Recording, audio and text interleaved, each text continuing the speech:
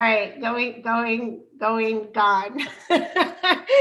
Well, hello, everyone. We got off to a little bit of a slow but divinely orchestrated start here.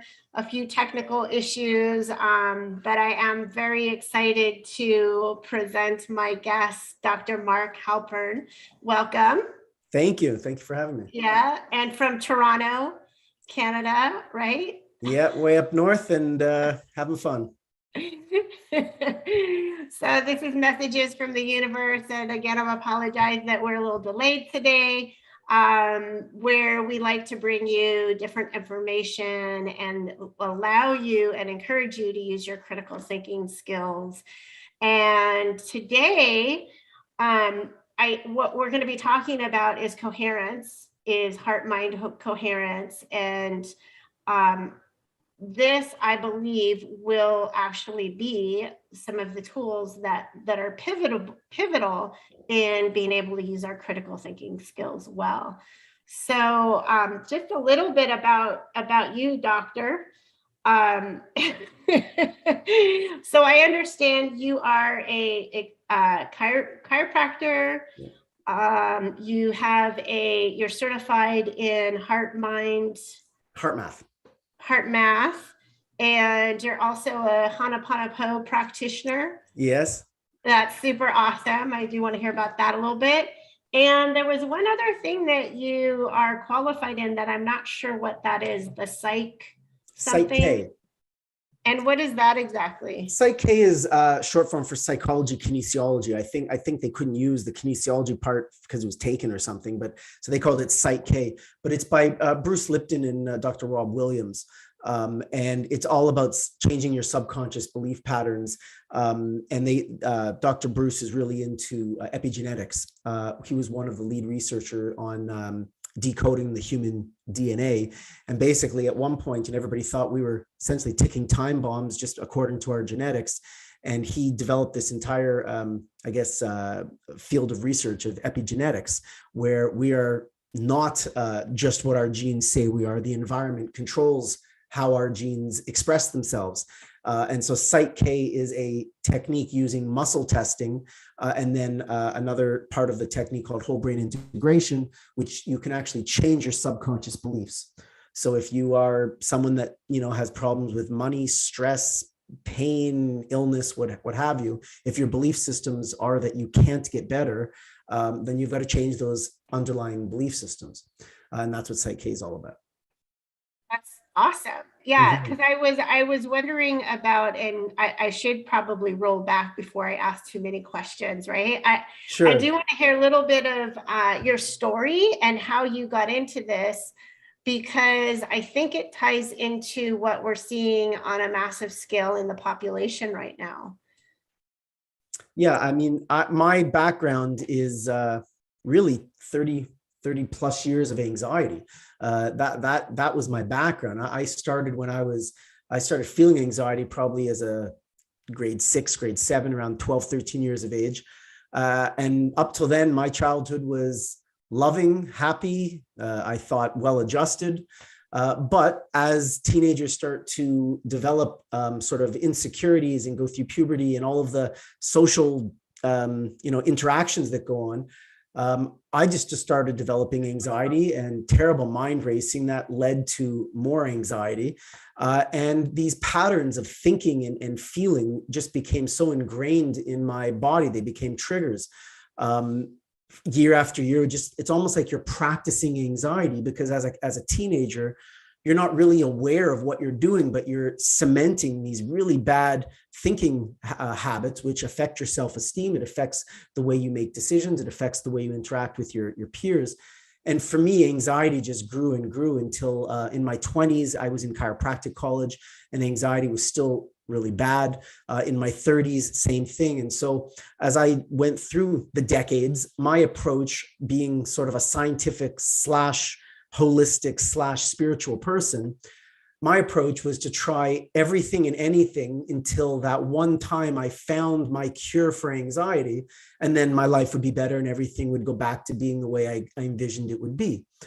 However, what it ended up being was excitement followed by disappointment, because there was always a possibility, whether it was a energy healer, whether it was cognitive behavioral therapy, whether it was doing psychotherapy, whether it was naturopaths, homeopaths. I mean, you name it, I've done it. I've sat in rooms where people tried to, do past life regression with me and told me that I was in a war, 400 or 500 years ago. And I've also been in a psychiatrist's office where they want you to take and try different medications until your symptoms go away. And for me, none of it was the answer. I just tried things over and over and over and over for decades. And some things worked short term and then, didn't. But the pattern of thinking and the pattern of the way the thought patterns led to feeling in the body, led to chemical release due to the stress hormones, that just became more and more ingrained. It's like a vicious cycle, right? A complete vicious cycle, and it never ended, really. And so, in the book, I detail a lot of what I would do is do anything and everything I could, even though it looked dangerous, to get into the present moment. People always ask me, why did you enjoy doing things that caused other people anxiety? Whether it was jumping out of a plane or skiing off a cliff or scuba diving or all these really adrenaline junkie type of things. For me, it didn't cause anxiety because I was already anxious. Those things, I was already pre-anxious. So I didn't get more anxious for doing them. But what happened when I did those things was that it put me in the moment. And the only place that I felt absolutely no anxiety was in the moment. And so I really was on the lookout for anything that fully engaged me. And it could be a crazy thing, but it could also be something simply as getting in a good conversation with a patient or really getting into helping them. And that was, that was enough to put me in the moment. But so anxiety really became my set point. I didn't know how to get angry at anybody. I didn't get sad. I didn't get upset, really. It was always just anxiety, that pit of your stomach, as if you're about to go write your final exam, as if you're about to go jump off a cliff. That was my feeling always. And so I had to learn how to be a functional part of society while going through this fight or flight every day. And most people wouldn't know that I suffered with this. My family and friends who were close with me knew, but otherwise, no one else knew. And so I just sort of struggled through year after year, trying different things. And if I fast forward all the way to March of 2020, I'm in an office with 3 other chiropractors, and we had just done a renovation, and we came back to work on the 15th of March, got into the office and, turned on whatever was on the media, whether it was a TV or a computer. And we were shut down. We were locked down due to COVID. And it was like, go home, you're shut down, and we don't know how long you're going to be home for. It could be months, could be years. We had no idea what was going on. And so I went home and I realized this was not going to be a good situation for me if I just sat around every day. I knew that triggers would come up, financial and social, and just being locked in. And I knew my triggers would not be good with that. So I determined that I was going to create a good situation for myself. And so I literally went through every approach that I'd ever taken for anxiety, every book, every course, every therapist. I reviewed everything I'd ever done, all the books that had those little corners, pushed over that I was going to come back to one day. Well, this was the one day I finally got back to it all. And I just started to evaluate what worked, what didn't work, what's part of my system, what I can get rid of. And I just realized at that point that I'm probably not the only one suffering with anxiety, and I'm probably not the only one feeling overwhelmed right now. And so I determined to write. And that's when I started writing the book, Coherence Revolution. And I just treated it like a job every day. I wrote for 6 months. And by the end of it, not only did I have a book, but I had an online course, which was 6 weeks. And the course is really not only to teach HeartMath, which for me has been a pivotal technique and tool in my toolbox, but also how to use your senses, how to use the world around you, and the things that you can do to change your physiological response, to get into a state of coherence, which is balance, which is when your body is resilient, when you're feeling good, you're feeling inspired. How can you do that on a daily basis? What kind of process can I help people set up to be in that state?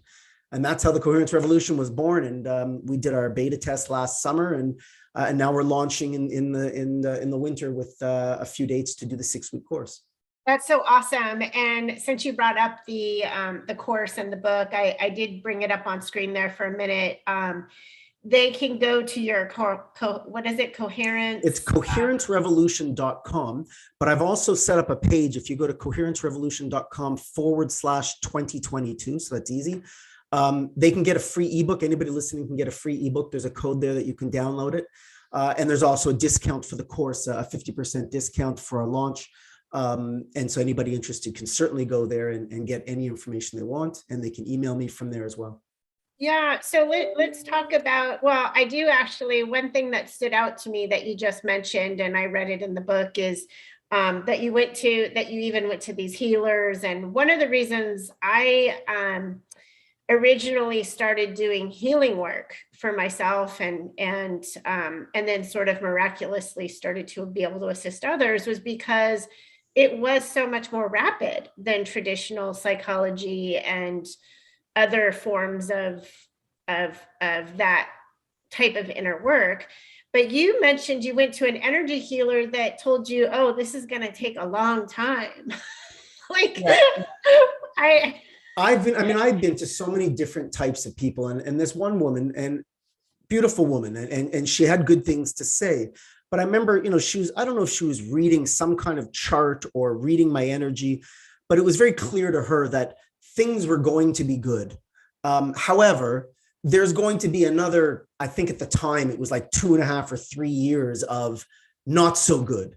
And so, you're sitting there suffering. And in my mind, I didn't want to last 5 more minutes in this anxious state. And yeah. Here she is telling me, it's going to be another couple of years. And so for me, it was like, wow, thanks for letting me know things will be good, but this can't be the answer of waiting another few years. And I give an example in my book that I think is very powerful, because people say it can take months or years to get rid of anxiety. And I know for me, I can get rid of anxiety in a second if you're doing the right things. And I use an example in the book that has happened to me and many of my patients who I've spoken to, where you're at home and maybe you're crying, maybe you're overwhelmed, maybe you're anxious, maybe you're frozen, but you're in a state of stress. And the doorbell rings and you got a package or whatever it is, and you have to go answer that door. Well, you don't have time to do your therapy or do whatever technique it is to get better. What you do is you summon up as much energy as you can. You pull your shit together, you wipe your eyes off, whatever you do, straighten yourself up, you open the door. And for that 30 seconds or minute or whatever it is, you most likely have a smile on your face. You're speaking to whoever it is in front of you in a coherent way, and you're having a dialogue. And if you're honest with yourself, you probably feel better in that 30 seconds than you have in forever. But part of you wants to just shut the door so you can go back and break down, because the energy wants to take you back into that state. But we are capable of producing a response strong enough to overcome anxiety like that. And that's really what HeartMath has taught me, with using the breath work and visualization and using your emotional response. You start to practice the emotional responses that you want to have. And then instead of anxiety being your set point, you start being able to have different emotions become easier to attain. And that was really powerful for me, because no matter what's going on, you can change your physiological state if you do the appropriate things. Yeah, I wanted to pull up an image that you have. So can you guys see that? Oops, where do and I always think of, I love heart mind coherence. Like, that was the greatest explanation to me, because when I always say, like, you need to get into alignment, I always do this. Like, to me, there's a visual to it. Yeah. And so can you explain this a little bit? Because I think that helps people to see what. So this is actually a great diagram. If you look on the left, and it's very jagged where it says incoherence, that is generally a heart rhythm. And that is someone, just by looking at that picture, that's probably a chest breather, and it's very shallow. And just being a shallow chest breather is enough to set off a stress response. But if you look at the coherence on the right, it's a sine wave. And so if you picture your breath in being one side of it and your breath out being the other side of the wave, if you're breathing in a coherent manner, you start to develop this sine wave, which is a really rhythmic heart rhythm. And what's interesting is that the heart's rhythm electrically is about 40 times stronger than the brain. And so if you can get your heart rhythm into a nice coherent sine wave, you will start to entrain the parts of the brain that make decisions, that deal with pain, that deal with sleep, that deal with cognitive function. And so all of a sudden, you start to have the heart's rhythm taking over the brain's rhythm. Eventually, you can do the lung rhythm, the digestive rhythm, and literally all the cells of your body can be in this coherent rhythm. And when you are there, you feel it. It's not a concept. It's not something that is just theoretical. When you are in coherence, you feel it. When you have someone who's an athlete and they say they are totally in the zone. Well, in the zone means that they are in coherence. Everything is slowed down. They're more resilient. They're not in pain. They're feeling inspired. And that's what coherence is. And so you can attain this state by doing the proper things, but it's not about thinking. And what most people get the mistake of is they hear about the law of attraction, they hear about visualizing and using their visual, their imagination. And that's only a small part of it. It's really about the emotion. If you feel the emotion, then you start to entrain your heart and your brain. And so that whole fake it till you make it is actually a very good statement. If you can fake smiling, you start to release hormones that make you happy. If you can fake feeling energized and happy and inspired, you start to create those emotional chemicals. And so the idea is that even if you have to fake it, you're producing the emotion. And the more you produce the emotion, the more your body gets used to producing the emotion. Your brain gets used to producing those chemicals, and it can become your set point rather than anxiety becoming your set point. Yeah. And so for me, although I haven't gotten rid of anxiety 100%, I still have triggers in my life from 30 years ago. But the idea now is I can identify them, I can get into a coherent state, and I can nullify that trigger simply by choosing a different emotional state and then getting there. So do you think that some of those triggers can eventually be just dissolved entirely? I believe that they can. I've had many that are no longer there, that are no longer relevant to my life. However, when there's strong ones that may have had to do with your parents, they may have to do with some really strong subconscious beliefs. In my life, and I can only speak personally, there are some triggers that I've gotten rid of, and there are others that have now just weakened to the point that they're not relevant for me. In other words, they don't scare me anymore. But if they've been deep-seated and they've been there for a long time, I've done hypnosis. I've done the subconscious, changing subconscious beliefs, and to some success with all of it. But have I been perfect? No. And so for the remainder of the triggers that are there, there's tools that can help you get into coherence. And when you're in coherence, you're resilient. And when you're resilient, you're not dealing with those triggers. You're actually able to, feel more positive emotions. It's kind of at least the two, and probably like a three-pronged approach, actually, right? Because the retraining of yourself is creating a new habit, and that's a crucial piece. And then by doing the other work, whether it's doing hypnosis or like I listen to affirmations or different types of hypnosis when I go to sleep at night. But but then if you are only thinking positive and you're also doing the habit, that doesn't necessarily change the subconscious belief, right? So you're working against yourself. So it kind of, and I might not be saying that very clearly. I hope I explained that well, but right? Like, so I think that this is obviously a really crucial aspect. And one of the things that I have a friend who I think she came to the realization, because I hear people say, oh, well, I have anxiety. Well, if you say I have anxiety, you've already, it's like assuming that it's a thing that you don't have any, that you're powerless to. What's even worse, and I was guilty of this for many years, is not only I have anxiety, you start saying my anxiety, as if it's yours, as if you own it. It's a part of you, right? As opposed to I'm experiencing some anxiety in this moment. There you go. It's a whole different ballgame to be Yeah. experiencing anxiety and to own it. It's my anxiety, as if now you've taken ownership of it. Right. And I was in such a habit of saying that. If people said to me, how you doing? Oh, okay, my anxiety is bad today. Well, my anxiety is bad today. All of a sudden, it's this big part of me. And that took a long time for me to get rid of, because now when I talk about anxiety, it is an experience that I have, or I'm experiencing some of it, but it isn't me. Yeah. You definitely don't want it to be a part of you, because it isn't, right? Anxiety is, in most cases, just pent up, unused energy based upon fear.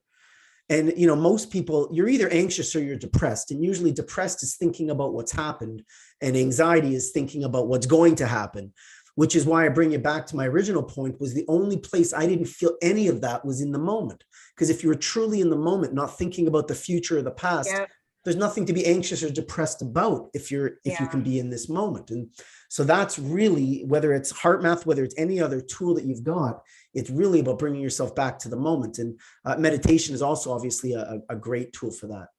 Hey, I want to highlight what you just said, though. That was a really great nugget right there. That right there is one of the great pivotal keys, I think, is you said, instead of claiming it as my anxiety or owning it, saying I'm experiencing anxiety, right? Like that's much more fluid, like, because I think we all experience anxiety at some different times in our lives, right? Well, not only that, but my patients, everybody's anxiety is worse than anybody else's. They come into my office and they are anxious, but not just anxious. The anxiety I'm feeling today is way worse than anybody else I know. And it's because people, they suffer. And so when you suffer, you want recognition. And the recognition is not just that I'm stressed out, because everybody's stressed out. So it has to be worse. And so people really, in their perception, it's that their anxiety is so much different than everybody else's. And it's just not the case. There's so many people suffering unnecessarily with anxiety. And if they knew how many people were in the same boat as them, immediately would reduce their anxiety, because they're not alone. And that's part of creating this community of Coherence Revolution. Is people, the only thing you need to be part of this community is someone who wants to better themselves and live a more inspired life, rather than letting anxiety or overwhelm or stress take over. And so you get people who really are looking for inspiration on a daily basis. And as soon as you start looking for inspiration on a daily basis, you find it. If you're not looking for it, you're not going to find it, right? So it's about awareness and keeping your eyes open. And, do you want to go for a walk in a park, or do you want to go for a walk down Main Street? Because when you go on a walk down Main Street, that's just setting off fight or flight. When you go in the park, you're now getting more alpha in your brain, and now you're more relaxed. And so the idea is to start being aware of what can help you, what helps you on a daily basis to get into a coherent rhythm, and then start designing your life in that way. In the book, I talk about having a process mindset rather than a destination mindset. And most of us are so afraid that we're never going to get there, and it's going to take so long to get there. Well, the fact is, if you set up a process that you follow every day with habits and tools and things that make you feel inspired and good and healthy, then if you fall off the bandwagon for a couple of days, you don't have to get there. You just have to hop back on your process and continue to do the things that are helping you. Because most people wait to be happy, right? I'll be happy when. Well, that's what I was going to say, is like people are always putting the basics out in front of them as if they can't have it right now, right? Right. I'll be happy when I get my first job, or when I get married, or when I get my, my first kid, or when they stop buy my dream y'all house down in Canada. Yeah, exactly. But meanwhile, you've lived 30 years and you're saying, I'll be happy when is the time to be happy? And the idea is to start creating a process in your life that makes you inspired and happy on a daily basis. Can you break it down? Give us some like really simple couple of things that we could do that are process oriented versus destination? Well, sure. I mean, when when I wake up in the morning, I mean, I meditate, I do my breath work, even something as simple as that. I have some essential oils going that have specific smells that stimulate me to feel up. And maybe at night it's a different smell because now you want to be more relaxed. And so this is the purpose of figuring out what your process can be. And so in the course, what I do is I have people put together a daily time schedule, which some of you may have already done. I wake up at this time. This is what I do in the morning. This is what I do in the evening. I want to read at night. I want to have social time. I want to get my groceries done. You get your whole schedule done. But the next step for people to do is to look at this document that you put together and identify the emotions that you want to feel at certain times of the day. How do you want to feel when you wake up? What is the emotion at lunch? What's the emotion at work? What's the emotion in the evening? And now you start to say, how can I create those emotions? What smells, what visuals? Is there a sweatshirt that I wear that makes me feel relaxed rather than, is there an outfit I wear that makes me feel like I'm ready to go jogging? The idea is that you're using your senses, your sight, your smell, your taste, your hearing, you're using nature, and you're creating a process that's specifically designed for you. And so by going through, I take people through these steps so that they figure out what music is it that you want to listen to? What type of visual landscape do you want? Who are the people that you want to be around? What type of words inspire you, and what type of words really, make you, get away from them? So the idea is, for me, I've developed a process in my life where you would think it's regimented, but it isn't. I just have a huge toolbox. I know the foods that I need to eat when my blood sugar is down and my anxiety, if I have anxiety, my anxiety will go up in that moment, right? I have different tools that I'll use in the morning to help me elevate my mood. And one of those is HeartMath and meditation. I also make sure I exercise every day. It's just part of my process. And if I miss it for a few days, okay, no big deal. Just get back on your process. There's people that I want to speak to several times a week, whether it's just friends or family, because they ground me. And so the idea is that you want to have a toolbox of all these things that you can go to at any time. So if you don't want to be regimented, at least you have to know what you can do when these things arise. And so that's really what it's about, is doing the self-inquiry so that you can figure it out for yourself. Right. Yeah, I love that. I do think, there's a lot of books on morning routines and things like that. Power hours. What's that? Yeah, the power hour. And so I think that is kind of a good example of where people could get ideas, right? Yes. And in fact, in your book, it also had a good diagram on how the change in your body is when you have the feeling of appreciation. That's right. And so I don't know if I can flip to that one. Maybe not.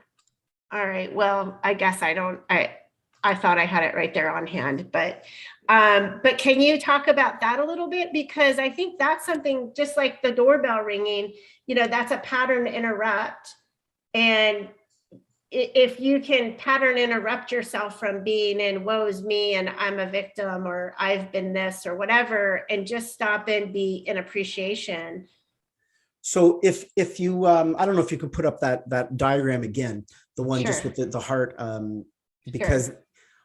HeartMath, the reason I was so attracted to HeartMath is they've done so much great research, and it's amazing. Before they even did the research, they knew these techniques worked, but they had to kind of reverse engineer it, because they started doing as technology got better.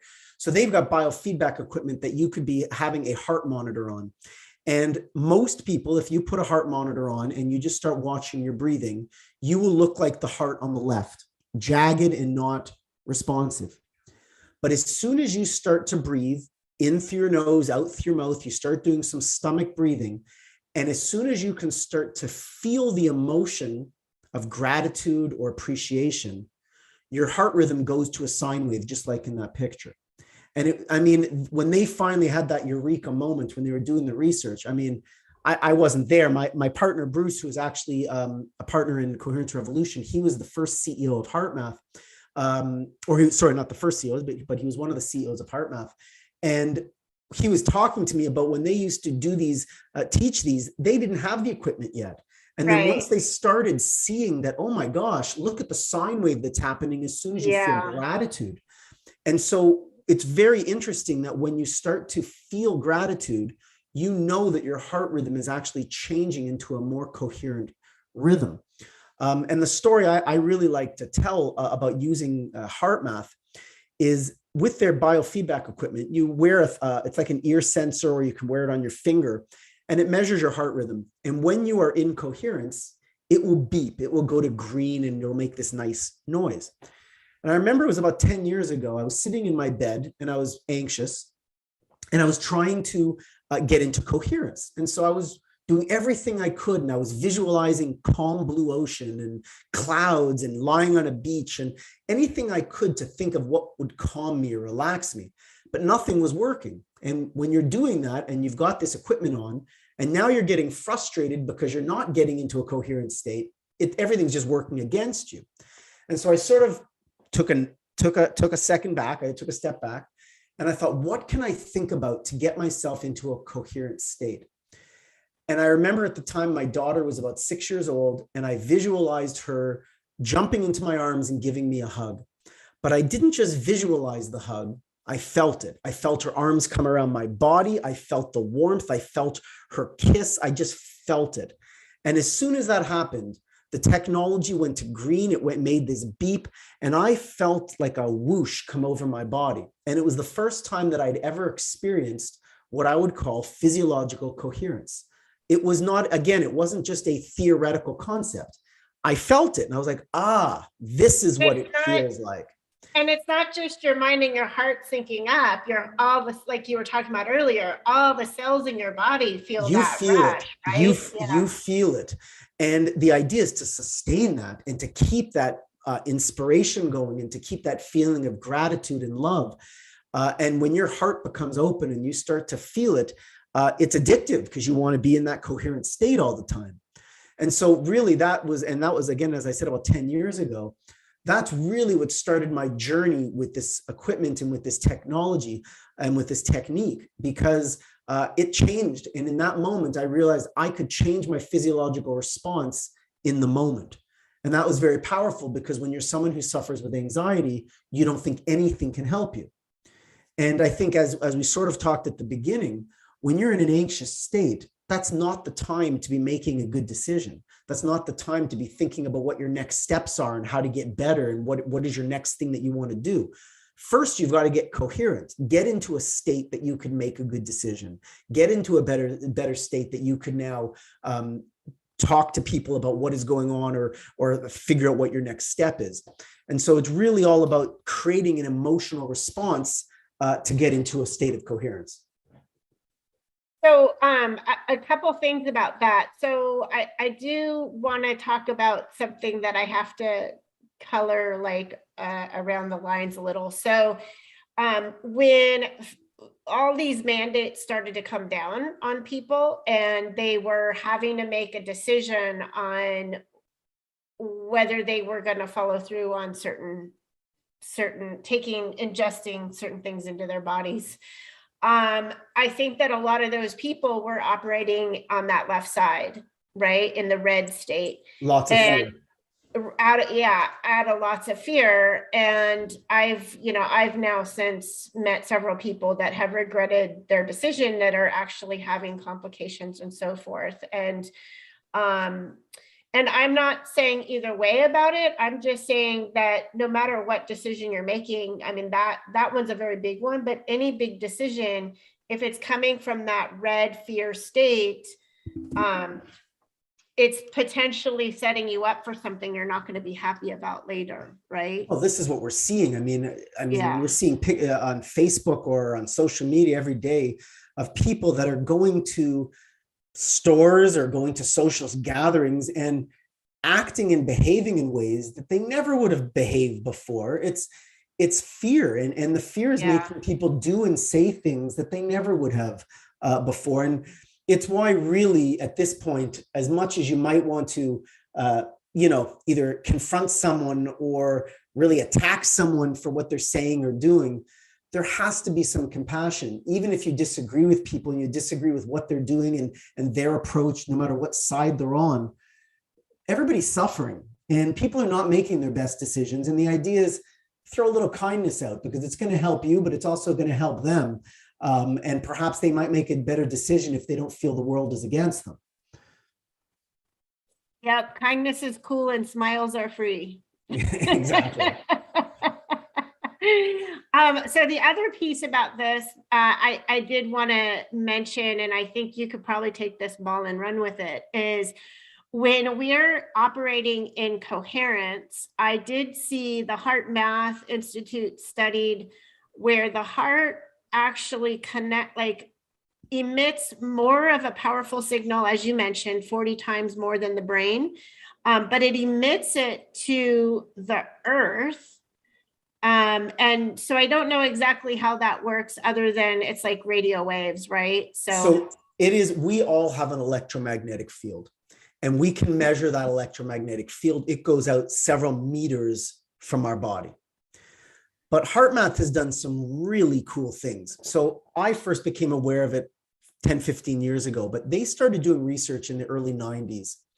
And on September 11th, 2001, on that famous day when the planes sort of hit the building, HeartMath had researchers at different poles on the Earth, in different stations. And what they were measuring was the Earth's electromagnetic field. Now, coincidentally, on that day, the Earth's electromagnetic field had a blip in it. And it was a blip at the frequency of the human heart. And what they theorized was that there were enough people looking, because there wasn't social media back in that time, really. There wasn't a lot of people on the internet at that point. Right. But there were enough people looking at their televisions. There were enough people sharing the same emotion of grief that it actually changed the Earth's electromagnetic field. And so in that moment, the Global Coherence Initiative was sort of started. And the Global Coherence Initiative is really trying to get enough people feeling the same emotion of love at the same time to try and change the Earth's electromagnetic field, with the theory being, if you can change the Earth's electromagnetic field, you can change global warming, you can change many of the things that are affecting our planet. And isn't it cool that they're talking about it coming from the feeling of love? And so for me, this really hit home, because, you know, if you look at every religion on the planet and every spiritual teacher on the planet talks about how love can heal. So wouldn't it be cool if really what every religion was trying to tell us is that by feeling the emotion of love, we can actually save each other and the planet? And there's now active research going on to try and prove this, which I just think is fantastic. So when you talk about HeartMath and creating heart-brain coherence, it really works on 3 levels. It works on your own. You're feeling stressed and overwhelmed, then you can get yourself into a coherent state. I can do it. And HeartMath did this amazing experiment where they had sort of 4 cubicles. If you can picture there being sort of 4 different cubicles around something, and 3 people had a laptop where they were hooked up to the HeartMath stuff and they were practicing coherence. The 4th person was hooked up to the heart monitor, but was just instructed to do nothing. And literally within a couple of minutes, as the other 3 got into heart coherence, the 4th person's heart went into heart coherence, because our electromagnetic fields are affecting the people around us. And so HeartMath is really about yourself. It's about your community, and it's about the planet.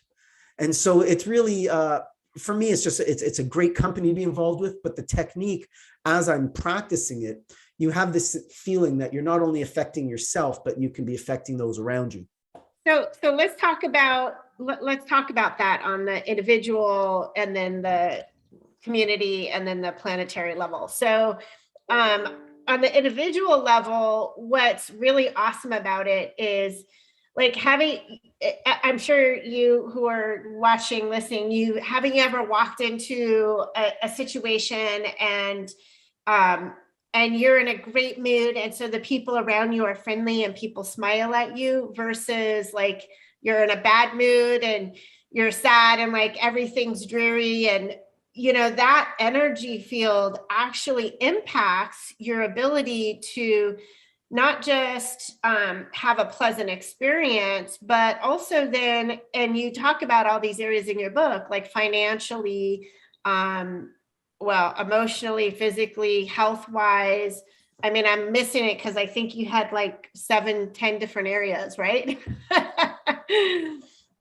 Yeah, we talked about just how incoherence can affect every aspect of your life, your subconscious beliefs, your finances, your career, all of it. Because you're operating in this bubble of, if you get yourself into coherence, and again, that's something you can choose instantly just by going into some gratitude, right? Or Right. visualizing hugging your child, or petting your puppy dog, or whatever brings you that kind of joy and That's love. right. And like anytime I walk into a business situation, I visualize that person greeting me warmly, like wanting to shake my hand, like happy to do business with me, signing my contract, whatever. Right. So can you speak a little bit more to that on the individual level? And then I want to kind of talk about a little more about the community and globally. Well, I know I now look at it almost like a superpower. And there's a few examples I like to use, but I encourage people to have fun with it. And what I mean by that is, I was out for dinner once. There was maybe 6 or 7 of us at a table, and the waiter was just in a terrible mood and was giving us very bad service, and really had done a few things at that meal that were kind of rude to us. And so, either I could have complained to the manager, or I could decide to do an experiment and have a little fun. And so what I did at the table, without anybody else knowing, I just got myself into a coherent state. I started practicing the breath work. But as I was practicing the breath work, I visualized myself radiating out the feeling of love towards the waiter, and just wanting to see if this is going to have any effect. And there was this one time, it was probably about 2 years ago, that I would say about 10 minutes later, the waiter came back to the table and said, I just wanted to apologize. I've had a terrible day. I realize I've been taking this out on your table, and I'm going to get this and this for you right away. And I'm sorry for the wait. And I thought to myself, this is quite the superpower I have here, because, you can affect those around you, on a much smaller scale. Just, someone is in a terrible mood, and you go up and you give them a nice big hug, and it just disarms them. And either they'll just say, thank you, I needed that. I didn't even realize how much I needed that. Because we can share our energy with other people in many different ways, even just holding a hand, touching someone, visualizing them, and just sending them love. All of those things have a direct effect on other people. Absolutely. I could go on with some great stories about that. So that's definitely another one to highlight. It's one of the biggest keys, I think. And as a matter of fact, the sending the love part is, it's in the book, The Dynamic Laws of Prosperity by Catherine Ponder. She talks about love. And then also, I think, I could be mixing the two up. So I'll probably have to quote it later, but basically there's a whole chapter on using love as a tool to transform, but also specifically in business. But again, so when anything goes wrong, or if somebody treats me in a bad way, I always tell people, if they've been hurt by something else, I'm like, oh, just send them love. Just Right. send them love. Because that could be the case. That other person is probably in incoherence, right? Yes. And they're not operating from their highest version. No, it's not. It's never about you. Yeah. It's always about them. And at the beginning, you mentioned Ho'oponopono. And Ho'oponopono was an ancient Hawaiian healing art. But at its basic, simplest form, it's thank you, forgive me, I love you, I'm sorry. There's 4 phrases. And the idea is that you're using those 4 phrases over and over. And they call it cleaning, where it cleans your, I don't know if you want to say your subconscious, your energy source, however you want to visualize it, but you're essentially cleaning whatever is coming into your observance. So if you see a plane crash, you didn't cause the plane crash. You're not saying I'm sorry because you caused it, but you're cleaning on it because it became as part of your awareness. So you are saying, thank you, forgive me, I love you, I'm sorry. And that's the basics of Ho'oponopono. Thank But you. yes, and as Thank I you. and as I got into it, I love saying it. So just saying the words, thank you, forgive me, I love you, I'm sorry, each one of those can produce an emotional response. And so for me, it's less about understanding even what Ho'oponopono is all about. And it's more about getting people to say those 4 phrases for themselves and for others, because as you're saying those words, it brings about a positive emotional shift. So no matter what's going on in my life, I might just be sitting there talking to myself saying, thank you, forgive me, I love you, I'm sorry. And it's just because those words feel good to say. And when you say, I'm sorry, I don't care who you're saying it to, yourself or to someone else, it just feels good to get it out. Definitely healing, no question. Yeah. And I actually practice something called, I'm a compassion key facilitator, and it's pretty amazing how often people really do get stuck on forgiveness, and without the understanding that when we forgive, we're really setting ourselves free, even if we have been, in our opinion, right? Because that's a judgment that somebody else might have wronged us. That's right. But how infrequently we've been giving compassion as well.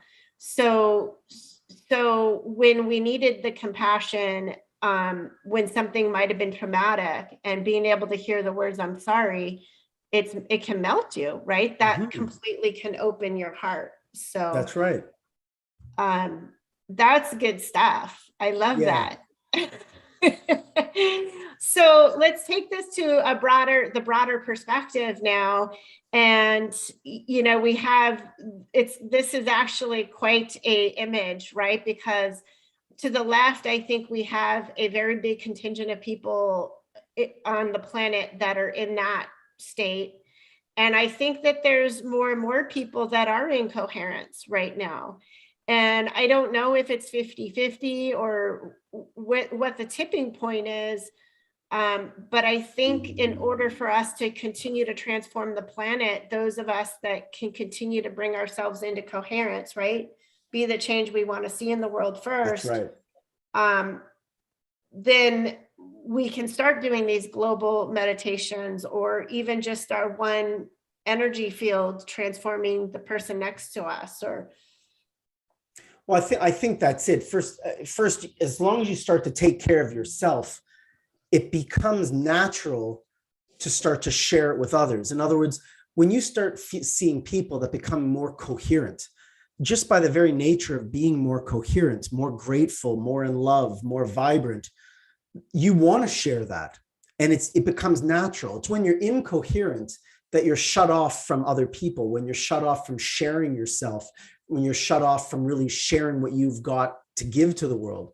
As soon as you start feeling coherent, you're lighter. And so you start to feel more resilient. You start to feel more passionate. And that's when you do share your love with others. It's when you might make the phone call to someone you haven't spoken to in a while, because yesterday you were bitter with them for not reaching out. But today you're coherent and you're like, I don't care why I didn't reach out. I miss that person.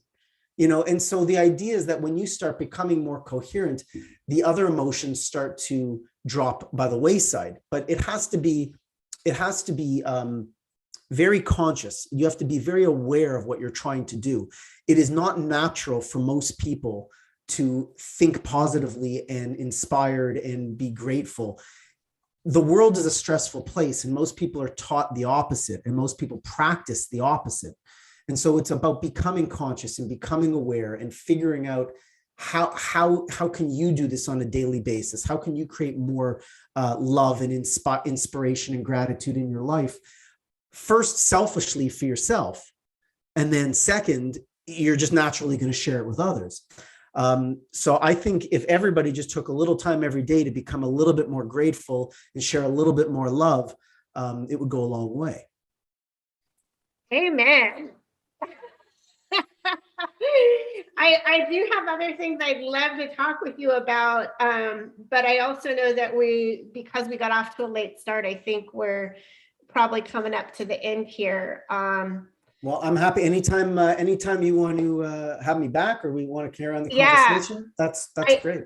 I definitely would love to do that, because I want to talk about the self-inquiry and some things like that. So for now, why don't I just want to give you one last kind of plug here, give you a chance to mention your book and your course that you're offering. Well, anybody that is listening today or in the future, if you go to www.coherencerevolution.com/2022. There you're going to find a code to get a free ebook, so you can get my book and start to read it. There's also a code if you want to do the 6-week live course. It starts January 31st, but there are some other start dates depending upon what time works for you. And it's just going to be a really great 6 weeks. They're about an hour and a half each. The course, you're going to learn HeartMath, but you're also going to dive into your own life and figure out what works for you and figure out how to create more coherence in your life. And so if that resonates with you, I would love to see you there. And you can always reach out and send me an email at support@coherencerevolution.com. I'm happy to get back to you. But otherwise, I hope everybody gets the book and takes the course and just becomes more coherent in their own life. Yeah, well, and again, I always have said, I'm known as the joy doctor.